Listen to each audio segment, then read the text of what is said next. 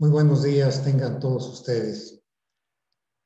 Afortunadamente, esta charla que acaba de concluir nuestro director de tomografía, el doctor Ricardo Córdoba, mostró ya mucha de la información que hay que ver de las lesiones pleuropulmonares o torácicas a través de tomografía computada.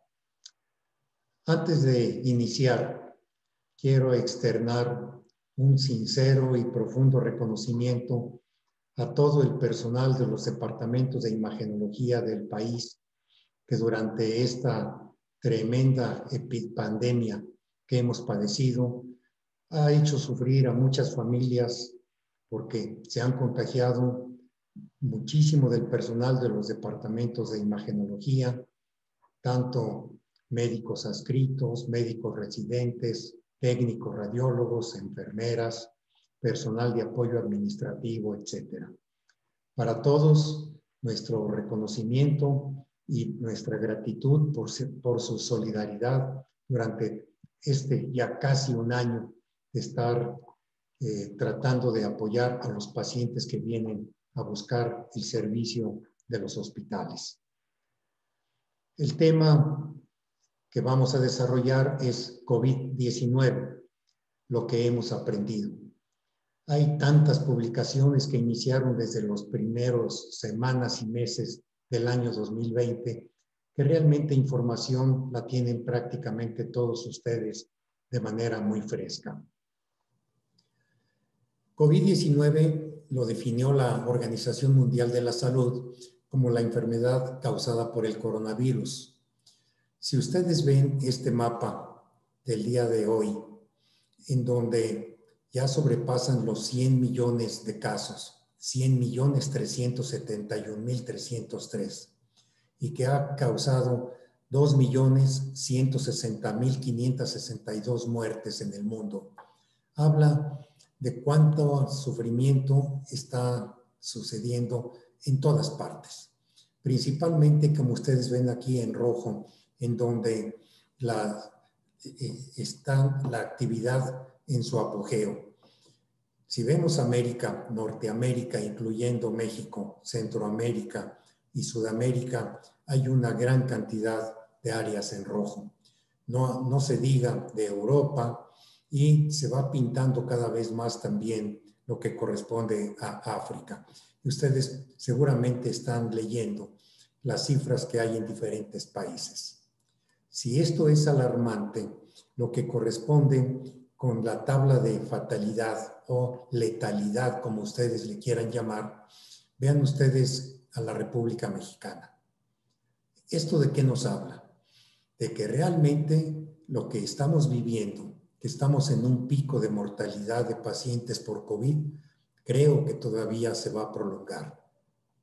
Esto no puede desaparecer de la noche a la mañana. Entonces, por favor, sigamos tomando las medidas de prevención necesarias, las que ya conocemos, el distanciamiento, el estar guardados en casa, el protegerse contra toda circunstancia o posibilidad de infección que podamos tener. Cuidémonos todos para de esa manera cuidar también a nuestras familias. El registro que se tiene de los antecedentes de enfermedades que pudieran ser compatibles por coronavirus es de alrededor de 10,000 años. Eso está de alguna manera escrito. Los que circunstancialmente viven en murciélagos y en pájaros es una variedad innumerable de coronavirus en estas especies, pero son prácticamente 7 los que causan enfermedades, como ya lo hemos señalado en ocasiones anteriores. De estos 7, 4 causan enfermedades parecidas al resfriado común, pero en pacientes inmunocomprometidos pueden ser graves o incluso letales. Otros 3, que son los que tienen más peso en este siglo, son el SARS-CoV-1, que inició en noviembre del 2002 y que durante todo el 2003 estuvo causando muchísimas enfermedades. El foco también fue en China, nada más que en la provincia de Cantón, y fue igual un síndrome respiratorio agudo severo que causó muchas muertes. El segundo, que fue en el 2012 y que persevera hasta la actualidad, es el del este medio, y ahora tenemos el SARS-CoV-2 causando el COVID-19. El periodo de incubación o latencia, como ustedes le quieran llamar, oscila entre 4 y 7 días, teniendo como extremos 2 y 14. Hay muchas comunicaciones y diferentes circunstancias que del punto de vista epidemiológico nos han llevado a pensar que en muchas ocasiones hay quienes, quizá por la magnitud de contagio o por otras circunstancias, rápidamente tienen síntomas, en tanto que otros tardan un poco más en manifestarlos. El factor inflamatorio probablemente es lo que está marcando a esta enfermedad. Infecta al huésped este SARS-CoV-2 utilizando el receptor de la enzima convertidora de angiotensina. Afecta, yo dijera, todos los órganos, pero corazón, cerebro, riñones, hígado, intestino y endotelio vascular son de los que vemos con mayor frecuencia.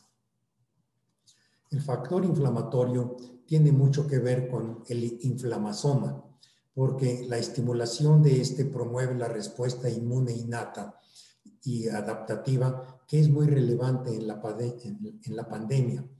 Por eso se ha descrito una tormenta de citocinas como uno de los mecanismos responsables. No dejaré de comentar a ustedes la publicación de Lancet, en donde la infección de las células epiteliales por el coronavirus genera una endotelitis sistémica que afecta de una manera muy importante como una tromboinflamación que lesiona mucho los pulmones y probablemente tenga mucho que ver con la desaturación que sufren los pacientes o con la insuficiencia renal o con las manifestaciones cardiológicas o de otras índoles, ¿sí? Tiene mucho que ver y lo estamos viviendo sobre todo en la recuperación de los pacientes, en donde quedan con secuelas cardiológicas, renales, pleuropulmonares, neurológicas y de otras áreas. La tormenta de citocinas que los médicos tratantes, los líderes de los equipos COVID, saben determinar con mucha precisión, pues es la antesala de que al paciente se va a agravar. La sintomatología, como ustedes la recordarán, una es muy frecuente, otra es menos frecuente, varía con las poblaciones a nivel internacional. Sigue siendo lo más frecuente la febrícula o escalofríos en un 80%, la tos seca o la tos con expectoración y también la pérdida del apetito, la dificultad para respirar, la pérdida o disminución del olfato y del gusto, el dolor muscular y ya en menor cuantía la cefalea, diarrea, náuseas o vómitos. Realmente puede ser muy variable y de ahí que se pueda prestar en algunas ocasiones con confusión, sobre todo cuando ha habido antecedentes pues de haber estado en algunas reuniones sociales en donde se sobrepasaron un poquito en las bebidas o en las comidas, etcétera, y que puede atribuirse a eso y retrasar de alguna manera el diagnóstico. Las enfermedades graves tienen como síntomas las alteraciones de la conciencia, las convulsiones, expectoración hemoptoica, el dolor torácico, el pulso irregular o la disminución de la orina o la anuria. Rápidamente repasaría el tiempo como lo conocimos. El 31 de diciembre del 19, las autoridades de Wuhan, en la provincia de Hubei, en China, comentaron de 27 enfermos que tenían un síndrome respiratorio agudo severo. Pocos días después, pues dicen que hay que ya se ha reconocido. El día 7 se declara el coronavirus 2019 como el coronavirus de Wuhan. Y en lo que se fue aislando el primer genoma para el día 10 de enero y al final de ese mes, como ven ustedes, la diseminación fue muy rápida. ¿Por qué? Porque el mundo estaba caracterizado todavía en ese año, en 2019-2020, por la facilidad de los viajes aéreos que acortaban en horas la distancia de un continente a otro. Y así, al 13 de enero ya se veía en Tailandia que había contaminación, y para el 29 de enero en Asia, pero ya también en Europa y también en la Unión Americana. Y el 11 de marzo, la Organización Mundial de la Salud anuncia una pandemia, la suma de epidemias prácticamente en 4 de los 5 continentes. ¿Cuál es nuestra experiencia con esta enfermedad en nuestro hospital? Nuestro hospital debió de ser reconvertido. Más adelante voy a tocar con más detalle qué quiere decir esto. Sin dejar de atender a los pacientes de las 27 especialidades que normalmente se valoran, tuvimos que concentrarnos en prepararnos para la atención de los pacientes COVID. Hasta el lunes 25 se habían atendido 8,806 pacientes. Estos se evaluaron en el triage respiratorio COVID. A su domicilio se dieron de alta porque por la valoración clínica o sumada con la radiografía de tórax que se tomaba de inmediato ahí mismo en el área de triage, se fueron 5,535.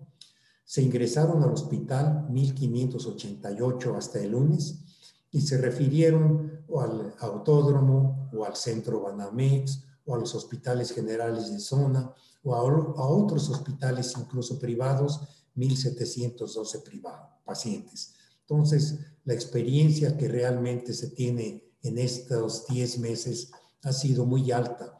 Atendemos 24 horas los 7 días de la semana y en muchas ocasiones vemos que hay fila de pacientes esperando llegar al área de triage.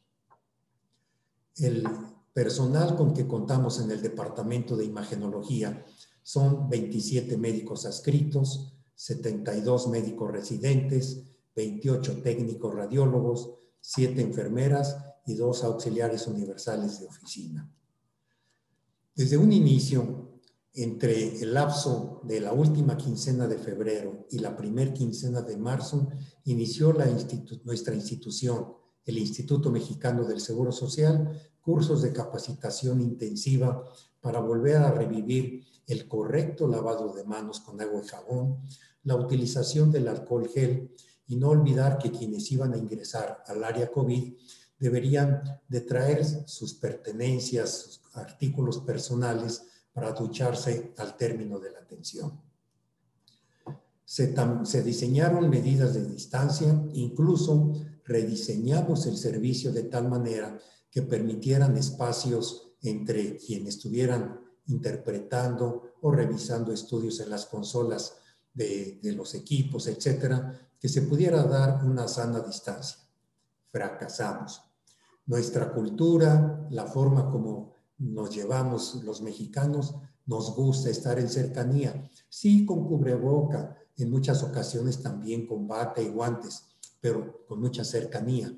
Y entonces esto creo que también sigue fuera de la vida hospitalaria. Los equipos de protección personal afortunadamente no nos han faltado. Los hay en 2 tipos, los que son COVID, que cubren cabeza, pies, cubrebocas N95, y los que son estándar, que son para la atención no tan severa entre los pacientes en general o pacientes que potencialmente pudieran representar enfermedad. Se rediseñaron códigos y rutas para el manejo y la atención de los pacientes, sobre todo cuando vienen a la tomografía, a estudios de hemodinamia o a procedimientos especiales. Logramos integración y cooperación con el resto del hospital para entendernos en esta circunstancia. Un gesto muy amable de la institución fue reconocer a todo el personal COVID y les llamó nuestros héroes. Ceremonias que se han repetido, sobre todo para el Día del Médico, el 23 de octubre del año pasado, en donde se pasaron las fotografías de todos los que participaron, también de los que se habían enfermado y de los que desafortunadamente sucumbieron. El hospital COVID implicó hacer gestión de equipos de protección personal, diseñar un transfer para que la gente se cambie de ropa, se procura que lleven un uniforme quirúrgico, luego se visten correctamente con la asesoría de personal de enfermería, y así como los ven ustedes ahorita muy contentos, que están posando y muy felices, los habían de ver a la salida. A la salida no posan, a la salida lo que quieren después de traer marcada la careta, estar verdaderamente empapados en sudor, porque las áreas son cerradas, complejas, y a pesar de eso, tener que estar haciendo estudios de ultrasonido, buscar accesos vasculares, subclavios, yugulares, femorales o de otro tipo, hacer drenajes, exploraciones torácicas de ultrasonido, etc. Realmente fue y sigue siendo admirable la participación de nuestro personal en todo sentido. Hemos estado ahí al pie del cañón todo el tiempo de la pandemia. Los equipos COVID están integrados por un médico líder que se apoya por 3 médicos de otras especialidades. Los médicos líderes son especialistas en medicina interna o en cuidados intensivos o en anestesia o en infectología o en anestesiología o en urgenciología. Esas 6 categorías son líderes. Se apoyan de 3 médicos, de enfermeras de diferentes categorías, médicos residentes, camilleros, personal de aseo, limpieza y técnicos radiólogos. Todo esto hizo que se hicieran merecedores al bono de COVID y a notas de mérito que implican también un beneficio económico. Fue un gesto noble por parte de nuestra institución reconocer a todo el personal con hasta un 20% de sobresueldo para todos los que estuvieron participando y siguen participando en los equipos COVID. Se reconvirtieron las actividades hospitalarias. ¿Qué quiere decir? Nos enfocamos más a atender los pacientes COVID y se fueron depurando las listas de espera de las especialidades, regresando hacia los hospitales generales de zona lo que no era prioritario. La cirugía se hizo sumamente electiva, prácticamente los casos de urgencia, y lo demás se fue postergando y hasta la fecha así continúan. Se modificó el programa operativo de los residentes. Esto sí es una gran pérdida. No pudieron completar este último año los residentes que concluyen su residencia el programa como estaba diseñado. Pero también debo de reconocer que adquirieron una experiencia que les ha ayudado en mucho para ver que el futuro es incierto. Uno lo prevé de una manera, pero finalmente se va desarrollando de otra.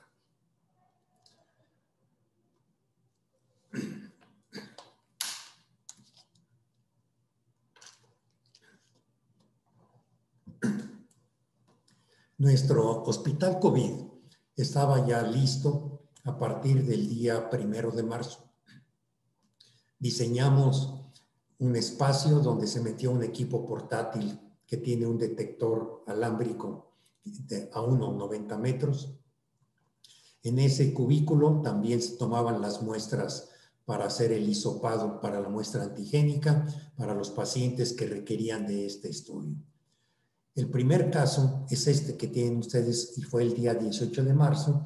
Este paciente había estado en la frontera con Estados Unidos y estas son las condiciones de la radiografía vista por el médico radiólogo que ya estaba ahí en el área COVID. 3 segundos después de hacer la exposición ya teníamos esta imagen. De mucho había servido haber revisado las posibilidades, los patrones radiográficos, tanto en radiografía simple como en tomografía computada. Luego llegaron las imágenes de ultrasonido y hay las publicaciones que quieran de los métodos de imagen que gusten para poder definir las alteraciones que se están dando por esta enfermedad. Ahora yo les podría decir, viendo esta radiografía, que el paciente llegó cuando ya estaba en el pico, alrededor del día 12 a 14. No es un vidrio deslustrado periférico, realmente ya está con etapa de consolidación, sí, de localización fundamentalmente en la periferia intercostal o en la periferia mediastinal o subdiafragmática y en menor grado en el pulmón del lado izquierdo. Sin embargo, el diagnóstico que hicimos es compatible, como lo hicimos sentir, con lo que habíamos leído y así lo reportamos. Es compatible. Los hisopados que en ese momento se hacían para prueba antigénica tardaban de 3 a 4 días. Y esta fue una de las circunstancias por las que en nuestro hospital, al Departamento de Imagenología, se le ha dado una responsabilidad de emitir su opinión diagnóstica lo antes posible. De ninguna manera pretendemos sustituir que el método de diagnóstico debe de ser o el antigénico o el de PCR. De ninguna manera. Esos son los métodos. Pero cuando la experiencia nos muestra este tipo de imágenes, ya los médicos clínicos nos dicen, no me espero, porque me estás permitiendo, después de ver esta imagen, ver la extensión y modular con un diagnóstico temprano, modular un tratamiento que puede ser oportuno y que me ayude también a modular la respuesta inflamatoria que esto puede tener. Y si no había un tratamiento específico, como ustedes lo recuerdan, y probablemente hasta el momento actual tampoco lo hay, pero se ha avanzado mucho. Vemos cada vez en la evolución que vamos teniendo con los meses que muchos casos graves salen afortunadamente de alta a domicilio. Entonces, después de ver esta circunstancia, pues vean ustedes la magnitud de lesiones. Se mezclan incluso ya lesiones tardías que andan prácticamente por 2 semanas o un poquito más, y lesiones en donde todavía va a haber extensión o propagación, que son las pocas que quedan en vidrio deslustrado. El 16 de abril se determinó que estábamos ya en semáforo rojo. Aquí les pongo a un lado cómo es la semaforización. Todavía la reconversión hospitalaria fue mayor, se redujo mucho más el manejo de especialidades que no fueran COVID. Se integraron los equipos, eran 27 por cada equipo para cubrir los 3 turnos, son 9 por cada turno, para los 4 espacios que teníamos, los 4 pisos. Entonces fue empezar a mover a todo el personal realmente del hospital para que se integrara. Como siempre, unos más, otros menos, pero no ha dejado de haber solidaridad. También el hospital y el instituto generó lo que se llamó un convenio 97 para que aquellos que tengan vulnerabilidad por edad o por diversas circunstancias o enfermedades, embarazo, etcétera, quedaran fuera de la vida hospitalaria, y esto se ha mantenido. Los médicos residentes modificaron sus guardias a AD, entonces se presentaban un día y descansaban 3 días. Se reprogramaron los estudios y se depuraron las agendas. La infraestructura en el triage y en los pisos fue de una manera muy relevante. Pudimos hacer que se acomodaran los nodos tanto en hospitalización como en el área de triage para poder tener acceso a los estudios de imagen y que los médicos adscritos, residentes y técnicos pudieran hacer su tarea con un poquito de más facilidad. Dificultades siempre habrá. Lo importante no es eso, sino cómo superarlas entre equipo o con el apoyo de quienes son indispensables. Esta participación se ha mantenido las 24 horas, los 7 días de la semana. ¿Qué hacemos? Todos los tipos de los estudios de imagen que sea necesario. Los que no podemos hacer ahí, entonces al paciente se le traslada encapsulado en horarios determinados donde el servicio está prácticamente vacío y que de alguna manera nos permite concentrarnos junto con la sanitización y desinfección de las áreas y del traslado. Para hacer todo esto, obviamente tuvimos que apoyarnos con servicios tan importantes como ingeniería biomédica. Con ellos no solamente nos ayudaron a ver que los espacios del cubículo fueran los correctos, sino a tener dónde ubicar el detector para hacer el esquema como si fuera una tele de tórax fija para el paciente en posición vertical, pero el detector se puede mover a la camilla o a la silla de ruedas o el paciente donde esté, se puede revisar. Y dejar nodos tanto en el sitio donde el estudio como donde se cargan las baterías del equipo portátil. Pudimos colocar un equipo portátil por piso y 2 equipos de ultrasonido para darle la cobertura a la totalidad de los pacientes hospitalizados. También se aprovechó para hacer trabajos de investigación, hay 7 hasta la fecha, conjuntamente pues, con los servicios líderes como son medicina interna, la unidad de cuidados intensivos e inhaloterapia. ¿Qué pretendemos? Aprender más para hacer diagnósticos más oportunos, facilitar tratamientos más específicos y sobre todo tratar de atenuar la propagación de la infección para que el pronóstico sea mejor en los pacientes y en quienes estamos laborando también en el hospital. Solo como un pequeño recordatorio, la dosimetría es importante, pero no hay que satanizarla. Una tele de tórax que puede ser en el área COVID equivale a 2 centésimas de un milisievert. Si es portátil, que ahí la distancia se acorta a 1 metro, entonces la dosis se incrementa a 1/10 de milisievert. Y en tomografía computada, dependiendo del tomógrafo y el tipo de programa que se tome, puede oscilar entre 2 a 6 milisieverts, pero puede incluso ser menor o un poco mayor porque tenemos una gran gama de equipos de tomografía computada. Esta es una rutina, por decirlo de alguna manera, en el triage COVID. Pacientes como el que les estoy presentando, que está a su izquierda, en donde hay lesiones tenues realmente muy pequeñas, opacidades que apenas son notables, de aspecto nodular y que podemos encontrarlas ya si la buscas intencionalmente. ¿Tiene mucha importancia o relevancia? Sí, pero para decirle al paciente, afortunadamente tu condición es grave, pero mira, este es el tratamiento, tienes que seguirlo, te tienes que aislar 2 semanas por lo menos y te vas a hacer estos exámenes de laboratorio y vas a estar en observación.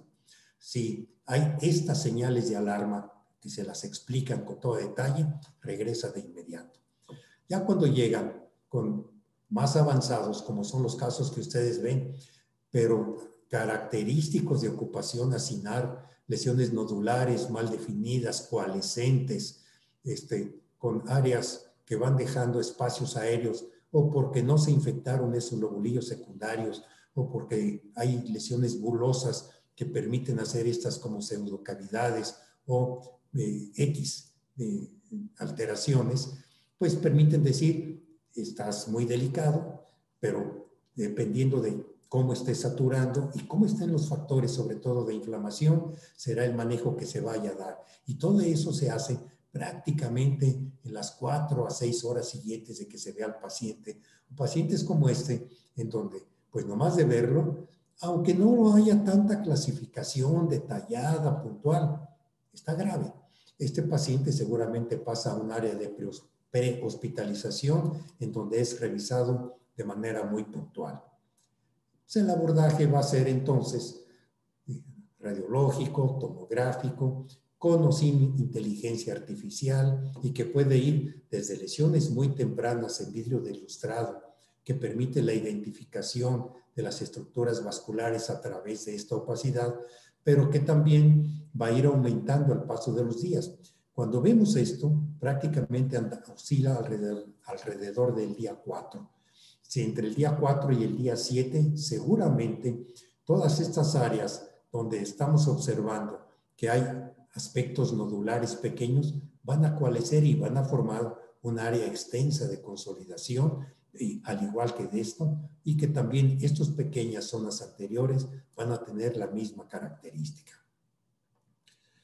Además de la radiología integral, de la tomografía, del ultrasonido, pacientes que tuvieron complicaciones vasculares, ruptura de fístulas o lesiones vasculares fueron manejados en el servicio de hemodinamia como esta fístula arteriovenosa que fue embolizada y afortunadamente se le pudo ayudar mucho al paciente para restablecer su salud.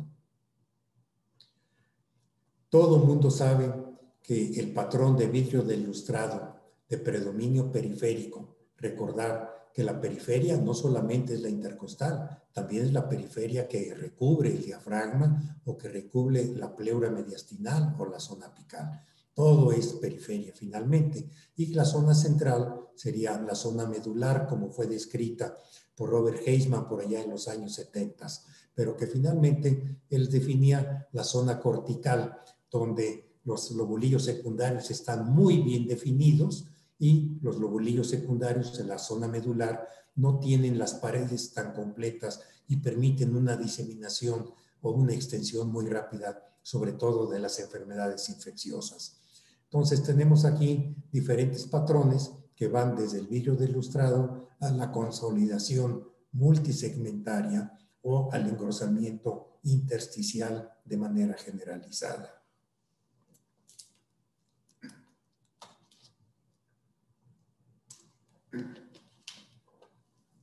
Clasificaciones, muchas. Todas son serias y todas son recomendables. Cada hospital, cada grupo debe de definir cómo va a trabajar. Se requiere una integración entre los expertos que están viendo pacientes externos o hospitalizados en el día a día y esa comunicación que es inmediata prácticamente ha sido muy sólida. Nos tenemos mucha confianza, nos tienen mucha confianza y yo creo que igual está pasando en todo el país. El radiólogo se ha ganado la confianza de que su opinión tiene peso en la valoración de estos pacientes. Por ejemplo, en esta radiografía es muy evidente un patrón en vidrio del lustrado periférico prácticamente unilateral. Empieza a verse un poco también en el lóbulo inferior izquierdo. Hay quienes lo clasifica haciendo tercios, quien lo hace en cuartos, como lo hacen los ingleses, que hacen una línea curva que va de la mitad del diafragma siguiendo hasta la zona apical. Y entonces ellos dividen en periferia y centro y trazan una línea horizontal por arriba de los cilios para que sea superior e inferior. Ellos lo simplificaron de esa manera. También el ERVI, que es la escala radiológica de valoración al ingreso, o el RALE, que es el Radiographic Assessment of Lung Score, y el CORADS aplicado a tomografía computada. Y seguramente, por ejemplo, de este hay una modificación neerlandesa. Entonces, todas son valiosas, todas son importantes. Cada quien manéjese con su equipo. Si yo trato de hacer un símil con el VIRADS de mama, que tiene más de 20 años, si es cierto, ya se ha uniformado, ¿cuánto va a durar la pandemia? Yo espero que no vaya a pasar como con las lesiones de mama, que afortunadamente, aunque sigue muy alto el cáncer de mama, parece que la tendencia es a que se controle un tanto. No, yo no soy un experto en esa área, pero así es como me han dicho que está. Entonces, estas clasificaciones tratan de ir desde lesiones compatibles sugestivas con diferentes niveles de opacidad hasta patrones de tales características. Y las no sugestivas, y en base a eso hacen su juicio o su opinión. Y emiten a través de una escala si es leve, si es moderado o si es grave. Con lo que hemos visto levemente, yo creo que todos tenemos claro el leve, el moderado, quizá el severo y el grave, de tal manera que esta opinión puede salir del radiólogo segundos después de que se haya tomado el estudio radiológico.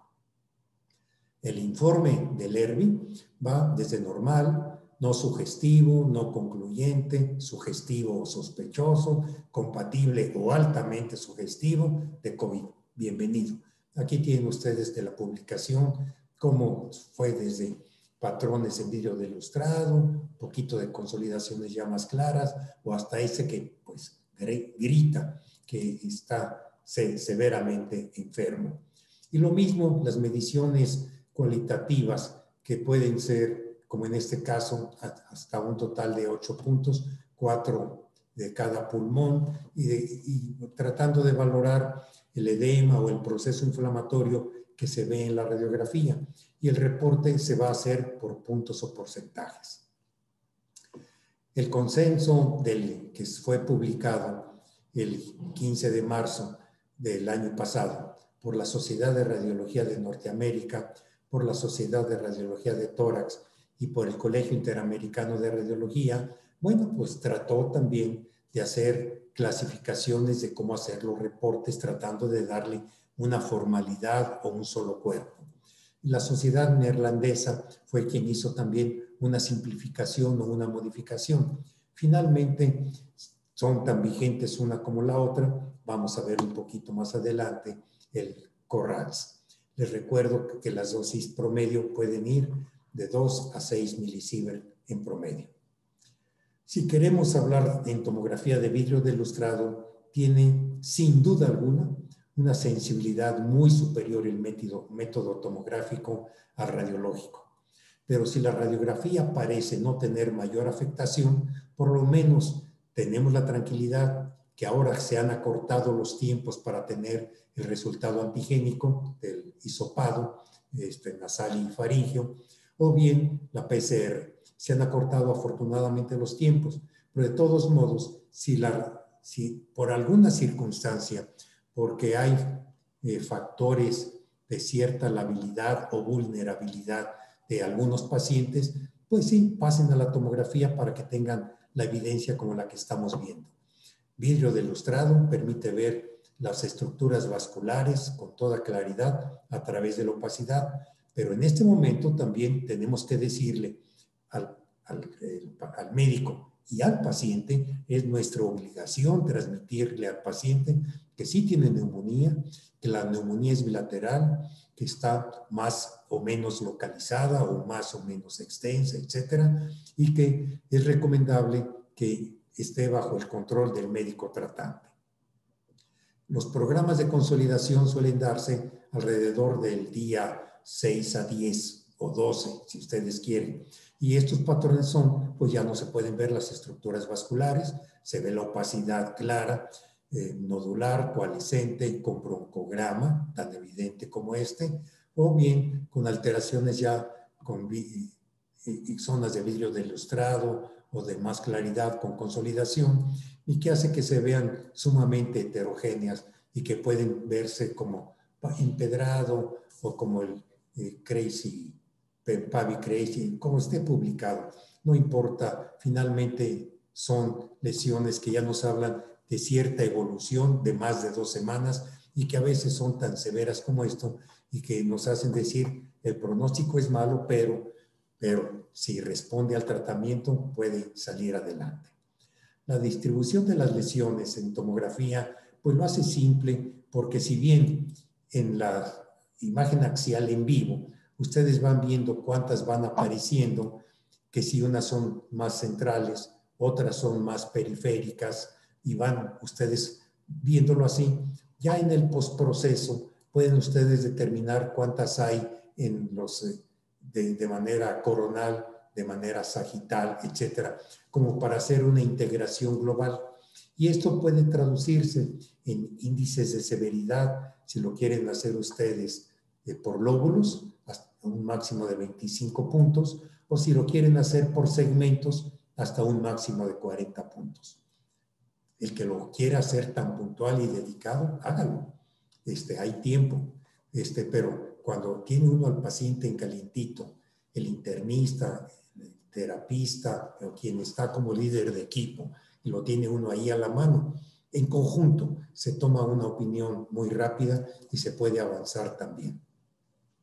El CORALS va de 0, que es un estudio por alguna circunstancia o no interpretable, o hay quien dice que prácticamente también es normal, como podría ser, y luego le van dando número a medida que la sospecha, como en este caso, pues hay una lesión pequeñita aquí periférica, entonces la sospecha muy baja. Bueno, probablemente en marzo esto era una sospecha muy baja.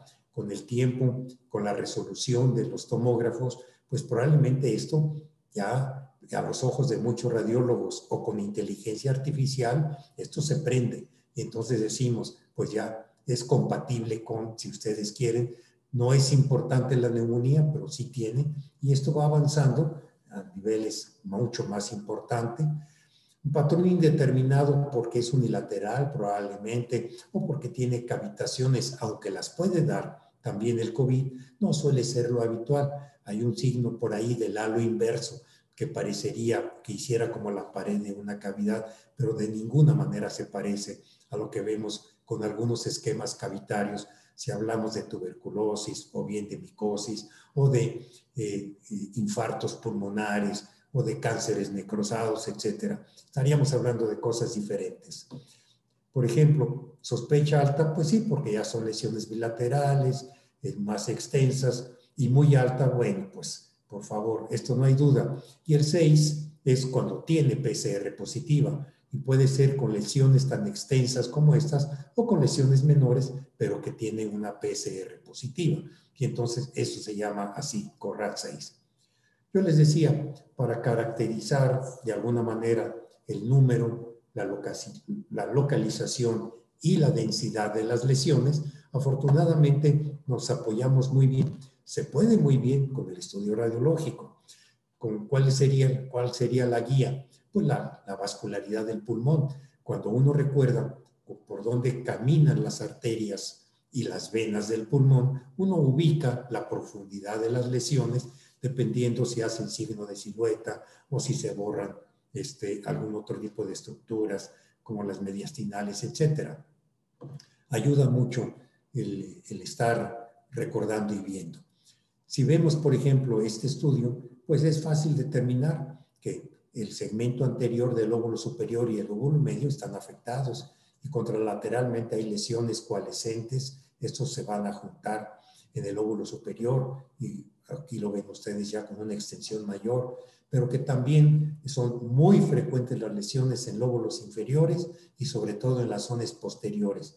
Esto suele verse en las radiografías cuando uno se fija por abajo del diafragma y se tiene una buena penetración radiológica. Algunos de los casos que les voy a presentar son, por ejemplo, cuando empezábamos un paciente muy joven de 28 años de edad, con una radiografía que sin duda alguna todos nos hubiéramos pensado que es normal. Sin embargo, el cuadro clínico, el cansancio, un poquito de febrícula, etcétera, pues hizo y que estaba conviviendo con pacientes COVID, hacerse la tomografía. Y bueno, si bien el CORRAT hubiera sido de baja sospecha, no. Los factores alrededor del caso nos hicieron decir, por supuesto que tiene, y el hisopado que tuvimos al día siguiente fue positivo. Entonces, hubo muy buena correlación. Sí, ya tiene en la radiografía alteraciones un poquito más claras, más visuales en el lóbulo inferior izquierdo, pero también si ven a través de la porción subdiafragmática, hay algunas zonas que pueden hacer pensar lo mismo y que en la tomografía se pueden ver estas pequeñas lesiones acinares bilaterales en lóbulos inferiores. Esta paciente que les presento es un trabajador de nuestro hospital del área de conservación que trabajó intensamente en la rehabilitación del hospital, en estar al pendiente de las cosas y desafortunadamente se contagió. Él tenía una valvulopatía, tiene una valvulopatía mitral. Vean ustedes en 2 días el avance de las lesiones. Del 28 de abril al 30 de abril realmente fue necesario intubarlo por la desaturación tan severa que tuvo. Así permaneció entre el 6 y el 11 de mayo. Afortunadamente su respuesta fue satisfactoria y pudimos ver en las imágenes tomográficas del 2 de junio, un mes después, que ya iban ya en regresión, pero dejando secuelas inflamatorias todavía. Para el 30 de junio, 2 meses después, pues ya se habían organizado todavía un poco más, se va limpiando y gracias a la terapia respiratoria, este paciente el 2 de diciembre, 6 meses después, prácticamente está resuelto. Quedan algunas plaquitas pleurales o subpleurales y algunas sinequias, pero realmente él está en óptimas condiciones. Entonces, intubación no necesariamente implica que el paciente va a tener un final feo. Probablemente si las cosas se dan bien, puede salir adelante de muy buena manera. Cuando no se detiene uno a hacer el ventaneo de las imágenes, esta es una buena radiografía. Permite ver más o menos bien la columna, los trazos vasculares, pero deja un tanto oscurecidas las zonas subdiafragmáticas. Penetrarla un poco más nos permitió ver que hay lesiones de aspecto nodular coalescente en ambos lóbulos inferiores. Este paciente se pasó a tomografía y tenía no solamente lóbulos inferiores, aquí como vemos atrás de las zonas diafragmáticas, sino también había en zonas anteriores. O sea, se confirmó, porque era importante, por los antecedentes de este paciente. También los médicos clínicos nos dicen, hazme un favor, esta paciente tiene ciertas vulnerabilidades. Es muy importante que yo sepa qué evolución tiene. Los marcadores inflamatorios que tiene, pues están más o menos estables. Ella tuvo una prueba positiva y quiero ver cómo está en este momento. Bueno, le pudimos decir que había lesiones pulmonares sugestivas de un vidrio de lustrado pequeño, algunos engrosamientos septales que eran muy sugerentes, que le recomendábamos que seguramente al paso de una semana íbamos a ver la magnitud de la extensión y una semana después, las zonas que habíamos determinado, se ve con mucha claridad la extensión, la multiplicación de estas lesiones, pero controlado, con bajo factor inflamatorio, de tal manera que a la semana ya llevaba aquí 2 semanas de evolución, prácticamente había pasado la etapa más importante de la enfermedad. Masculino, con estos datos de hipertensión, obesidad, etcétera, que se dejan pasar al principio, la radiografía inicial parecía no ser severa la contaminación que traía, la infección pulmonar. Al tercer día es evidente que tiene lesiones periféricas y también algunas de localización central de tipo acinar compatibles con neumonía, que al 6º día es evidente. Entre el 10º y 12º día suele ser el pico inflamatorio y aquí vemos que el 9º día ya las condensaciones, la neumonía se ha consolidado de una manera multifocal, ¿sí? Y que afortunadamente un mes después tuvimos la oportunidad de ver que van desapareciendo las lesiones. Van a tardar de entre 1 y 3 meses dependiendo de la magnitud, del número y de las alteraciones inflamatorias que hayan tenido. Paciente masculino que duró 17 días de estancia intrahospitalaria con miastenia gravis y que fue desde la llegada, parecía muy grave la situación, una neumonía que se extendió y se consolidó de manera muy significativa y que afortunadamente no fue necesario intubarlo y salió adelante en su alta domiciliaria. 2 meses después, esta es su radiografía de control. Sí, hay secuelitas, pero también puede tener secuelas respiratorias, cardiológicas, neurológicas, vasculares, etcétera, que son parte del mismo cuadro. Este paciente es uno de nuestros médicos residentes. De nuestros médicos residentes, 34 se contagiaron por diferentes circunstancias. Puede ser por la atención o puede ser porque quizá no hayan guardado la sana distancia, lo que haya sido. Afortunadamente, nada lamentable, pero sí, y vale la pena comentar a ustedes que entre esta radiografía, en donde se ve una consolidación ya prácticamente del lóbulo superior izquierdo, la tomografía nos permitió ver que era mucho más extenso de lo que aparecía. Que la magnitud, al ir bajando los cortes, también nos permitió ver que era también prácticamente hasta la zona diafragmática. Y en los estudios de control que se hicieron de este paciente, nos permitieron ver al mes y a los 2 meses cómo la consolidación se hizo severa, con aspectos fibrosantes, podríamos decir de alguna manera, y que al paso de las semanas, más terapia respiratoria, el esquema terapéutico, etcétera, permitió que prácticamente a los 2 meses sus pulmones estaban prácticamente limpios. No hay que olvidar que nuestra relación con los clínicos está muy estrecha. También con la intubación, con las potenciales complicaciones que hay que estar al pendiente de ellas y de saber valorar por qué pasan de tener puntas nasales a tener una bolsa reservorio o a tener puntas nasales de alto flujo, que ya son flujos de 15 o más litros probablemente, y que son preámbulos de la intubación. La intubación tiene su momento y a veces retrasar ese momento por días y a veces hasta por horas puede hacer que el resultado ya no sea el más favorable. Lo mismo pasa con los criterios predictivos con la tormenta de citocinas. Estos 5 elementos que les marqué son importantísimos.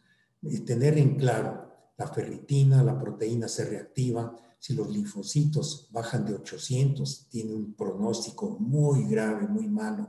Si se elevan mucho también el dímero D, la DHL, al igual que proteína y ferritina, sabemos que se va a despertar una tormenta que, a pesar de que el paciente pudiera estar con saturación aceptable, el pronóstico va a ser verdaderamente malo. Quiero nuevamente reiterar mi reconocimiento a todos los equipos de trabajo de los departamentos de imagenología. No dejemos de estar presente y de colaborar. Nuestra participación es relevante, es indispensable. Ayudemos porque ayudamos al paciente, ayudamos al equipo COVID, ayudamos a los hospitales y al sector salud. Tenemos una gran responsabilidad y los invito a que no dejen de colaborar. La vida nos cambió. No solamente aprendimos que debe haberse una distancia, que los viajes se redujeron, las idas a los restaurantes, al gimnasio, las visitas a la novia, al novio, las parejas, todo realmente cambió. Por favor, quédense en casa, tengan medidas de contención, usen cubreboca permanentemente y espero que nos sigamos viendo con el gusto de siempre. Muchísimas gracias.